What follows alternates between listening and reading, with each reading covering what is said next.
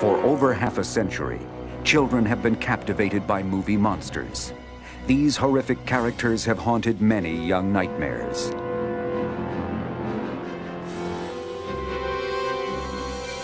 Today's movie fans are equally enthralled by cinematic monsters and by the makeup effects wizards who bring these creatures to life. Every day is a bad hair day. With inventive use of new materials and mechanics, these artists and technicians are creating characters that are increasingly more frightening and bizarre. Rolling. Today, we'll go behind the mask with the comedy adventure Cabin Boy to see how flesh and blood actors are transformed into make-believe beings. Cut. And Academy Award-winning makeup artist Rick Baker reveals the secrets of famous movie monsters. Welcome to the highly inventive field of special makeup effects, where you'll meet creature and creator on Movie Magic.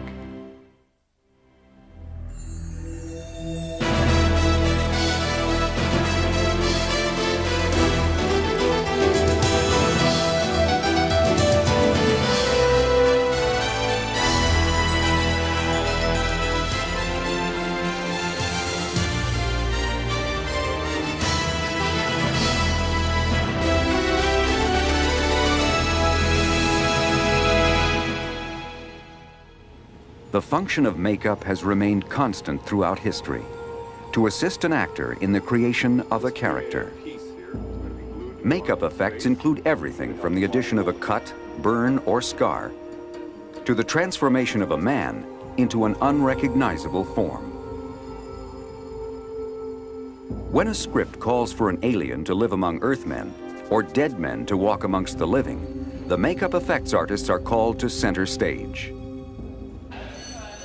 For the fantasy comedy film Cabin Boy, producers Tim Burton, Denise Denovi, and director Adam Resnick must create a world populated with strange characters.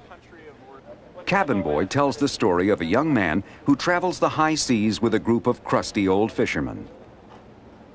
On their voyage at sea, there are a lot of episodes where they meet some very amazing characters. He meets a half man, half shark underneath the water named Chalky, played by Russ Tamblyn. And the masthead on the ship, played by Ricky Lake, actually comes to life. And he learns the ways of love from Callie, played by Ann Magnuson, who lives on an island and has 8 arms or 10 arms, a lot of arms. I wanted something that was very stylized and a little bit older looking. Tony had some good ideas, and he was completely in sync with what I wanted to do. Innovative makeup effects artist Tony Gardner has established a reputation for creating fantastic, sometimes frightening characters for such films as Hocus Pocus, Army of Darkness, and Darkman. Gardner's Alterian Studios is a 10,000 square foot makeup effects lab.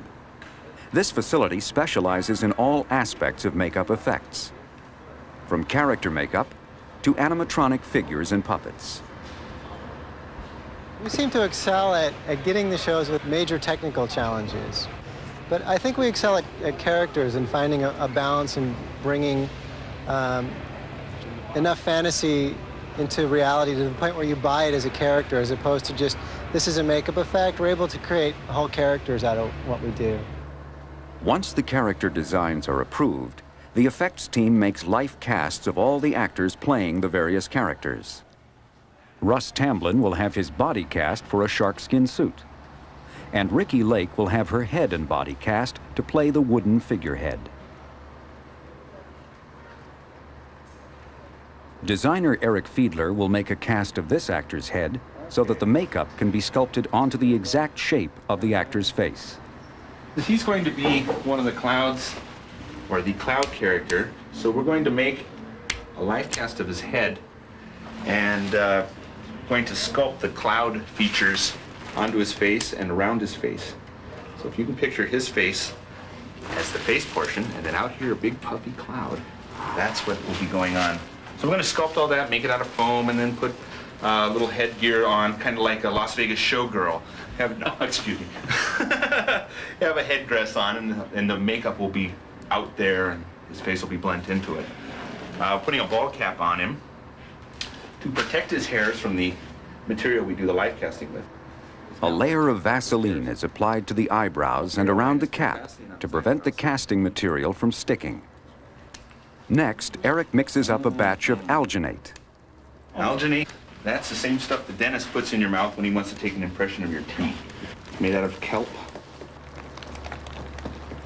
Relax. How's that? It's actually good, huh? Nice warm day like today. Close your eyes. All smooths right out. It's amazing stuff. Takes great detail.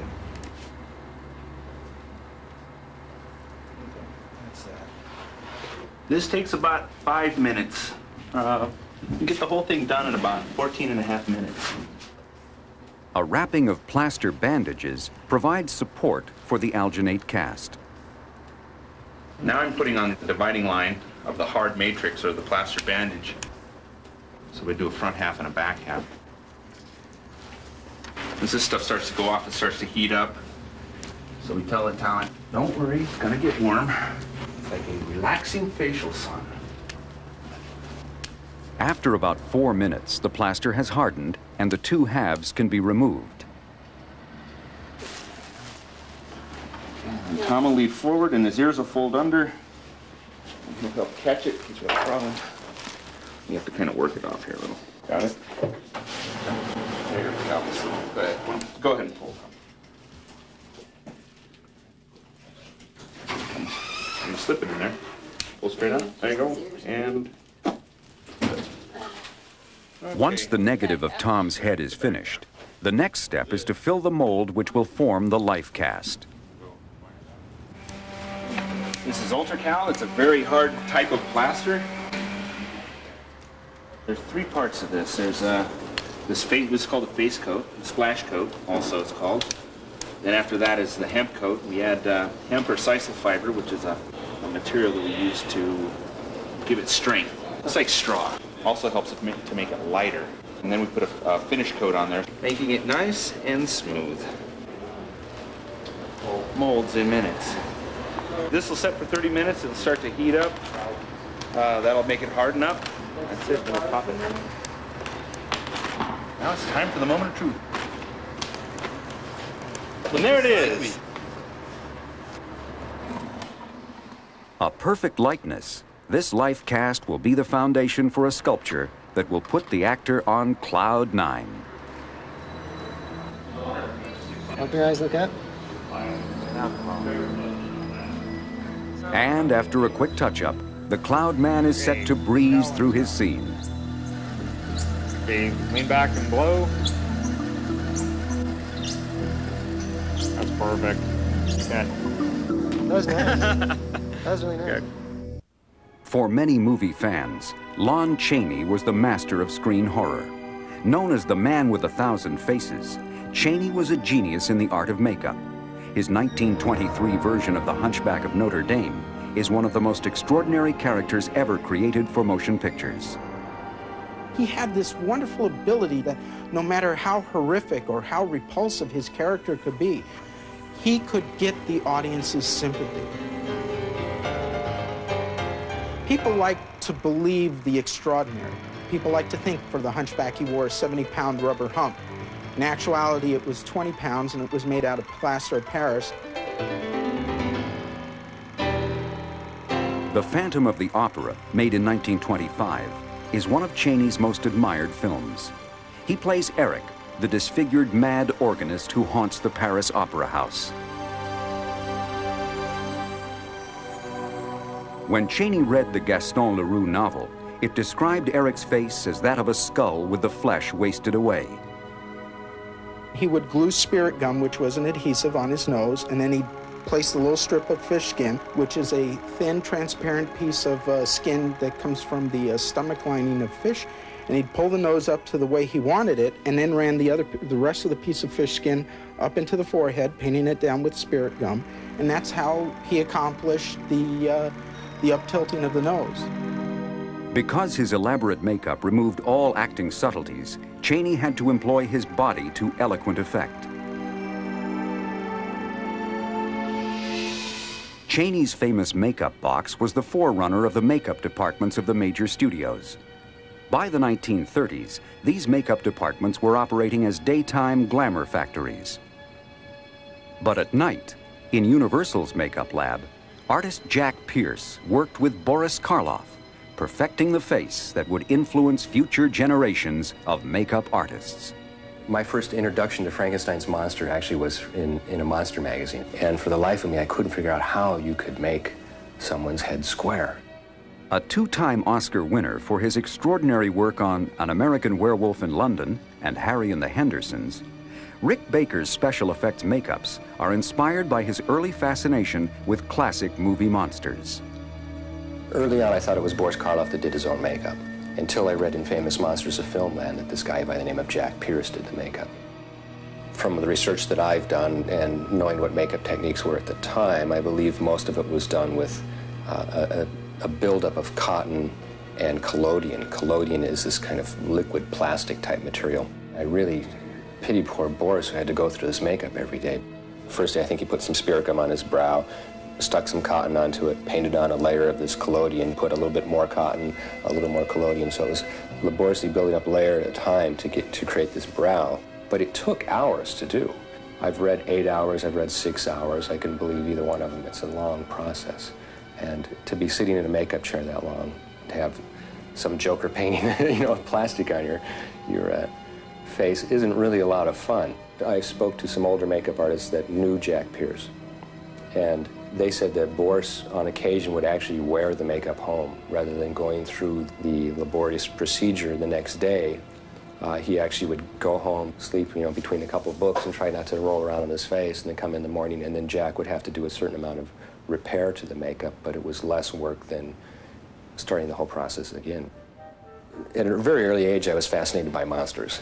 I would watch monster movies on TV whenever they would come on, and just decided that would be a really cool thing to do, is make a monster. At age 18, Rick Baker became the protege of Dick Smith, the creator of the unforgettable makeup effects in such landmark films as Amadeus, Little Big Man, and The Exorcist. With Dick's encouragement, Rick honed his skills and then went on to train a new generation of makeup artists, including Tony Gardner. With Rick, I had the opportunity to do a lot. I came in as the runner, and you sweep the floors, take out the trash, that kind of stuff. And as you show you can handle more responsibility, you were given more. In 1988, Tony Gardner formed Alterian Studios to continue the tradition of makeup effects pioneered by Lon Chaney. Terminator is an insect. But the materials and techniques have constantly improved. Foam rubber, first developed in 1939, allows artists to form-fit makeup to the actor's face. This foam appliance is detailed enough to look realistic in close-ups, and at the same time, eliminate the mounds of putties and cotton used by Jack Pierce to build up Boris Karloff's facial features. Even though methods have improved, the makeup effects for Cabin Boy are as labor-intensive as any previously created. In order to create new facial and body features, artists use plastine clay to sculpt character pieces onto the actor's life cast. These character pieces are called appliances. For Ricky Lake's figurehead character, Tony works with sculptor Mike Smithson. The design of the figurehead was modeled after those crafted for old English sailing ships. Careful detailing creates a weathered wood effect with a deep grain pattern. Once the design is sculpted, a mold is made of the clay appliance. This process is similar to that used for the life cast. After the plaster dries, the mold is separated from the life cast. The clay is removed, and the cavity that remains is ready to be injected with foam latex. After the molds are cleaned, foam technician John Calpin prepares the foam latex. I'm getting ready to measure out some foam latex and whip it up, and then we'll inject it, almost like baking bread. We just pour everything into a gigantic bowl and whip it up in a mixer. When you whip it higher, you whip more air into it, makes it a softer foam. The less you whip it, the more dense it becomes.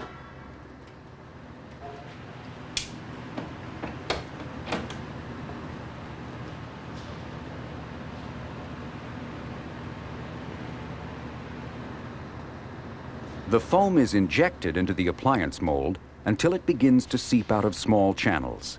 When the channels are filled, the appliance should be free of any voids. The mold is baked in an oven for about 5 hours at 350 degrees. Once the appliance is removed from its mold, it is cleaned of excess latex and primed for painting. The foam rubber looks and feels like human skin. These appliances even have pores that allow the actors to perspire through the appliances rather than underneath them. Finally, after weeks of preparation, the character pieces are ready to be attached to the actors. Actress Ricki Lake arrives several hours before the rest of the crew for her makeup application. A medical adhesive called Prozaid is brushed onto the actress's face. What's that? It's boric acid. Dissolve your nose so you can get a flatter wood texture. Oh, that's so it sticks, right? Listen, you. The nose is glued first. Then the cheeks. As the mask is glued to Ricky's face, it becomes a second skin. Now, when am I going to be able to move my face? You can move right now if you want. Feels restricted. Oh, it'll work in. The most important work is the blending of the edges of the makeup with the actress's skin. The seams must be perfect to avoid detection. Scared me. I'm sorry.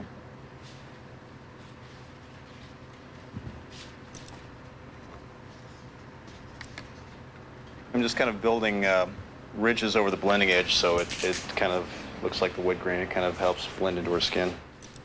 It definitely helps looking differently and taking on a different appearance. Definitely helps when you're creating a character, especially one like this. And they kept telling me when I was off the part, they said, there's a lot of special effects makeup involved. It is unbelievable the process that goes on before you do, one day. And then you can actually do a little more of the style at the time was a little like 2 rounds. Oh, I gotcha. There was a depression. Kind of like that in the Veronica center. Lake thing? Yeah, there's a depression. After final touches, the actress is ready for her scenes. The camera rolls as soon as everyone is in place. Ricky's position is uncomfortable, and she will tire quickly. Action!